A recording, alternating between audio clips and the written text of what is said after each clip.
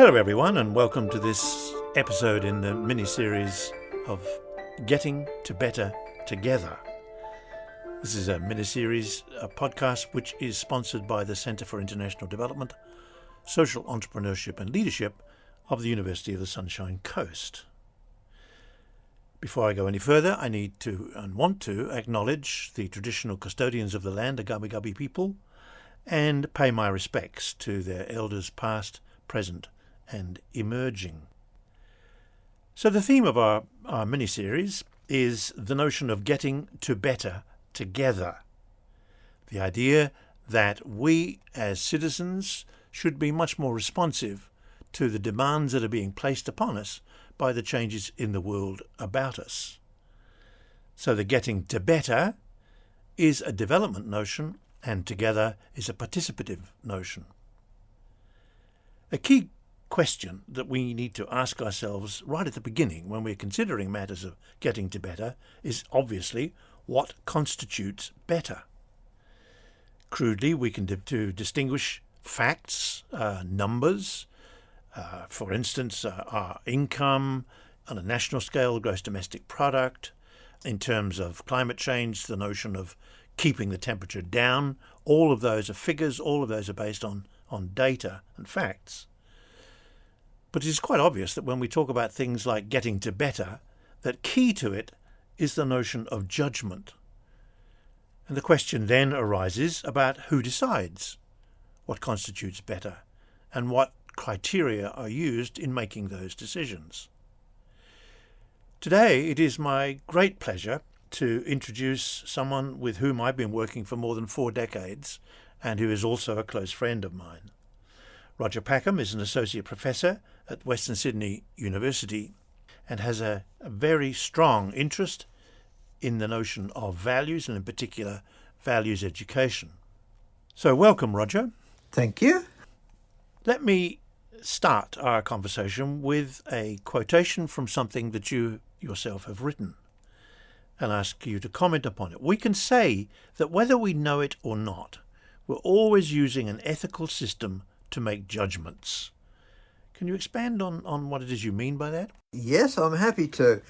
Ethics is made up of all sorts of things. Ethics themselves, values, morals, they're all sort of intertwined here and need separating out. But basically, that's how we value things. So all the time, we're making judgments.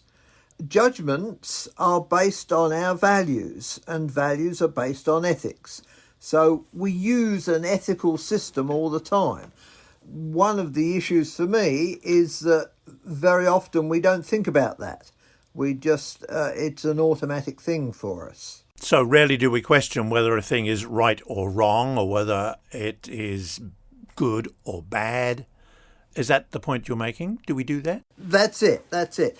We have facts, but facts on their own don't really tell us anything. It's only when we start valuing them that they become useful to us. So we make judgments on them, we make choices, we use our human rationality, speech and the particular things that humans have to interact with their environment to make judgments and to say this is what I want to do or that's what I want to do, this is right, this is wrong.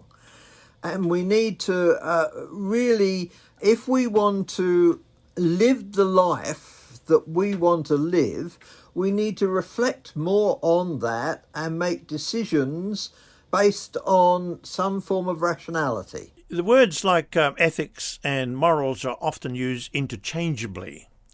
What do you understand as the distinction between the two? Well, morals is really very contextual. It's how we come to live in a society in a harmonious way, in a family, in a sporting group, in a workplace.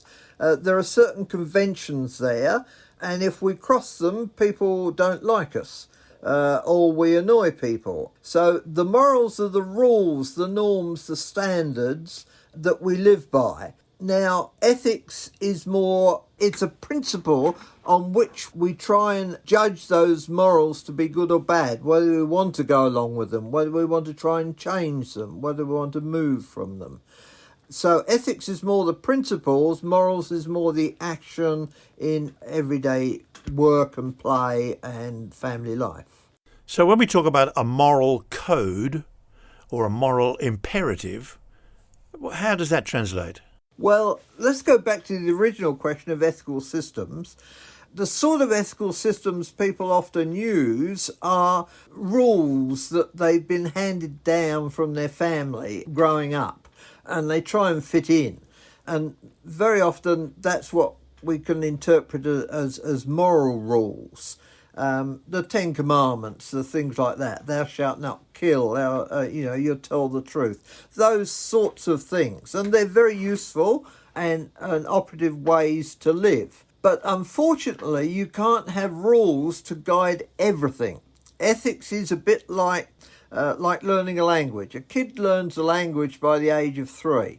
They don't learn rules that they follow.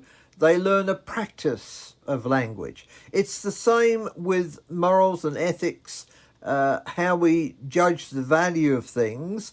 You cannot devise rules for everything.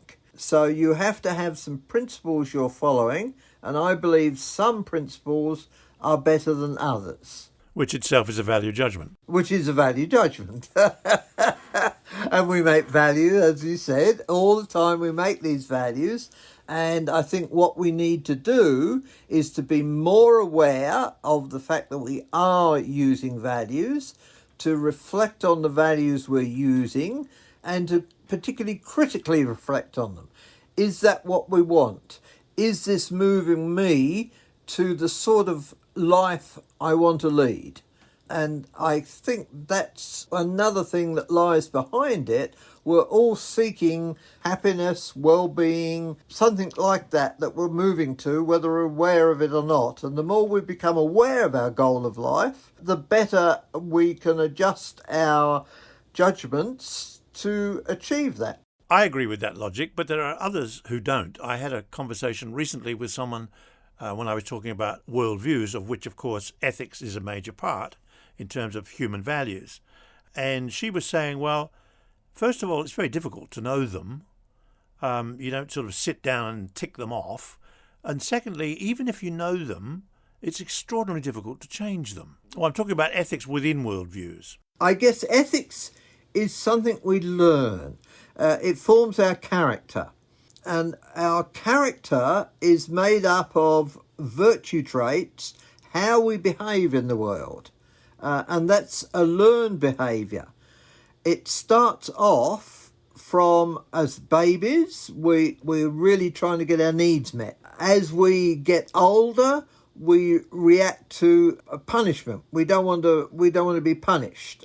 So we do things and we test boundaries, but we don't want to be punished. Then as we grow up, we start reasoning and rationalising and thinking about what it is.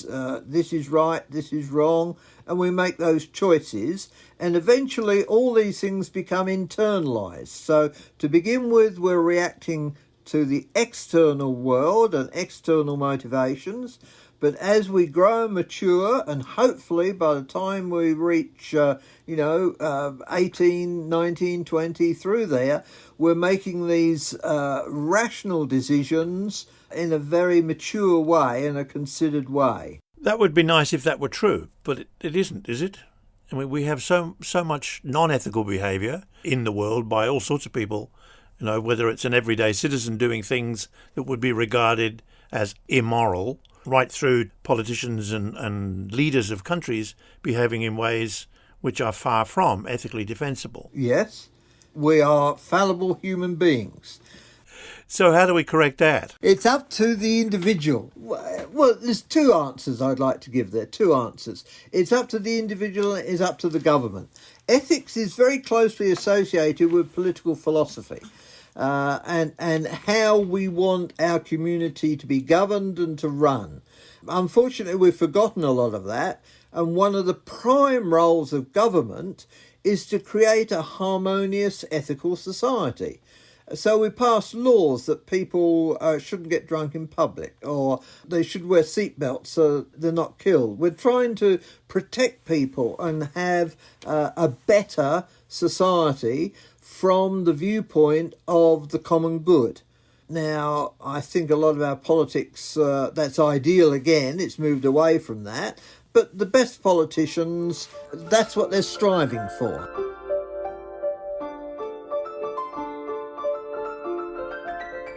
You mentioned good. As far as I understand, there are all sorts of different interpretations of good. We can look at people and we can look at them in a sort of envious way. What a good footballer he is, what a good businessman that person is, what a good looking person that is. So we have that sort of enviable, but then we also had the admirable. So I admire Martin Luther King and the way he tried to correct racial inequality. We admire the Mabo decision that gave Aborigines some rights again. We admire Martin Luther King, Gandhi, all sorts of people we could name. So it's a mixture. Good is a mixture of balancing those. It's enviable and admirable qualities in people. And we want our lives to somehow get close to them. That's what I believe we're trying to do. We want other people to be a little envious of us, to be admiring of us, and we ourselves want to be able to admire our own lives and say, that was a good life I led. I achieved something, I did something. Why else are we here? Yes. What if the objective of our envy and our admiration can be considered by some to be non-enviable? I think of a certain president, ex-president of the United States, for instance. A whole lot of people who both envy and admire what he stood for. In fact, many millions. Others would say that was neither enviable nor admirable. So how do I decide that that's good? In my view, I would say, is it virtuous? We all have a sense of what is virtuous and not.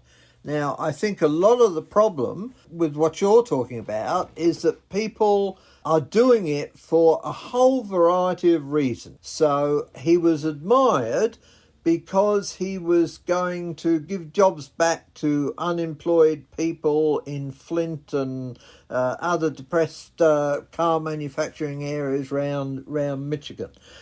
He was going to bring Apple manufacturing back to America out of China so there'd be more jobs for people.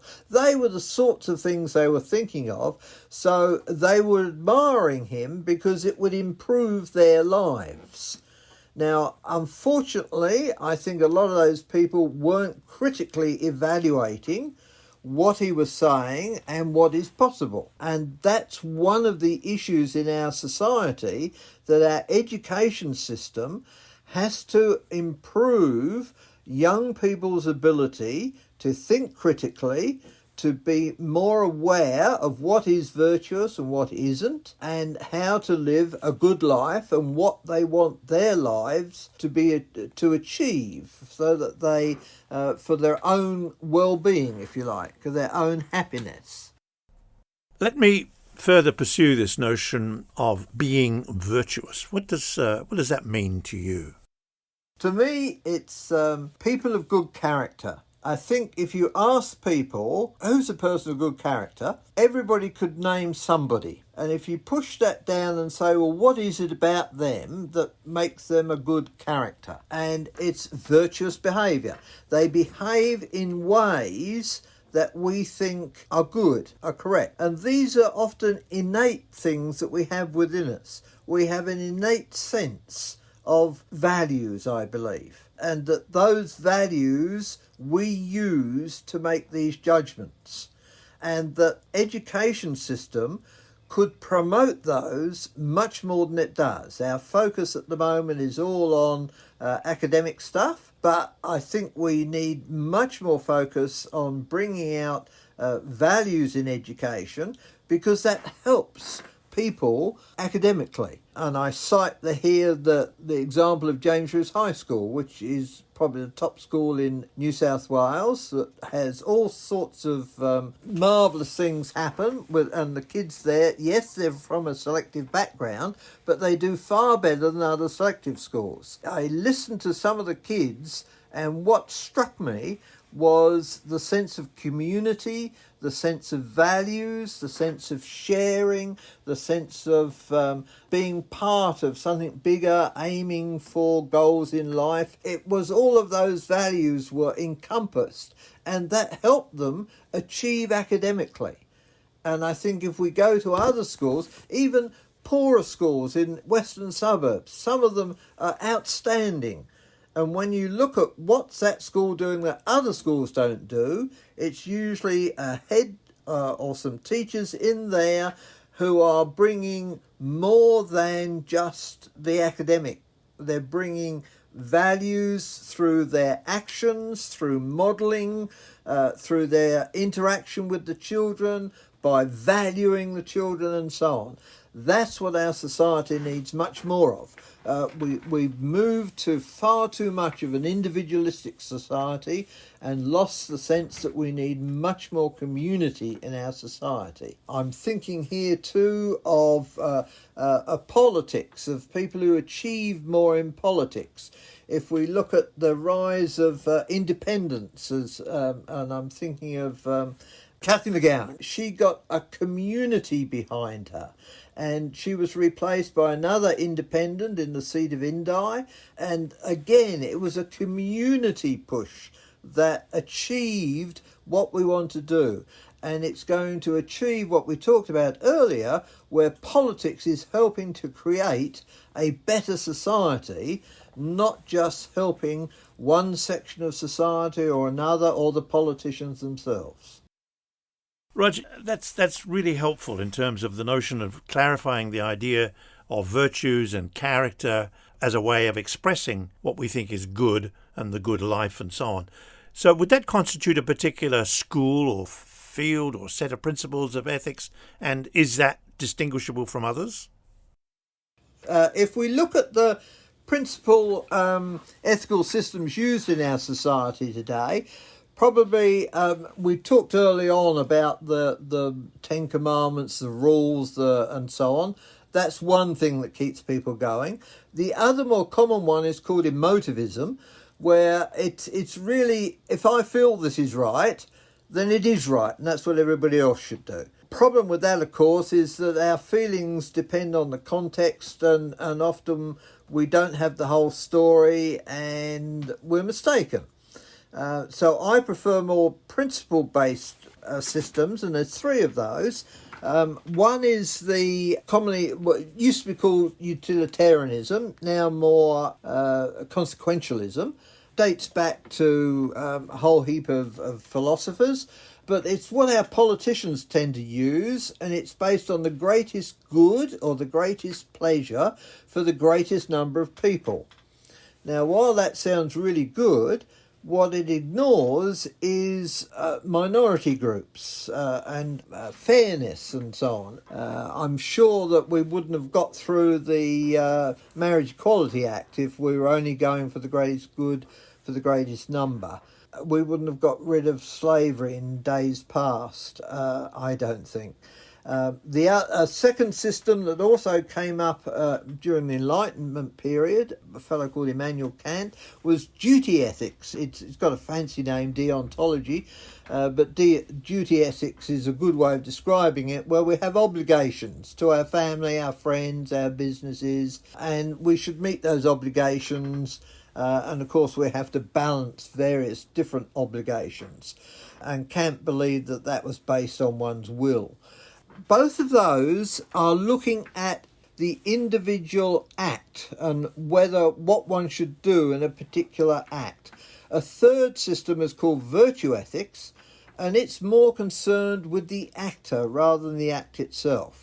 It dates way back, like many of these things do, to the early Greeks, particularly to Aristotle, but it was revived in the Middle Ages with St. Thomas Aquinas, who merged it with Christian ethics, And then in the 20th century, it saw a revival, particularly through the work of Alistair MacIntyre. And it's a system that is saying it's your habit. You need to act virtuously. You need to develop practical wisdom to make appropriate judgments, and it's a whole way of life. It's not just a concern with individual acts, it's concerned with how you're living all the time. And of course that is linked to what Aristotle called your telos, your goal in life. So what is your goal? What are you trying to achieve? And many of us don't think of this until it's too late, you're in your old dotage, but hopefully we can encourage people to think about what is a good life for you, how are you going to get there, and then when all these other impediments come in, we have habits of character that enable us to make right decisions, to move towards that goal, that well-being, that happiness that we all want to achieve. Roger, thank you so much for this. This has been really fascinating. I would like at some stage in the not too distant future to invite you back to talk about the notion of how you educate in the context of these values and what you've done personally. So I look forward enormously to that, and I hope you'll come back at some stage. I'd love to, thank you. I'll look forward to it. Thanks for having me, Richard. And thanks to you all for listening to this episode, and I hope you're looking forward to continuation of this conversation, not just about values, but about getting to better together as it expresses issues to do with values and human judgment. So for now, thank you very much for listening, and goodbye.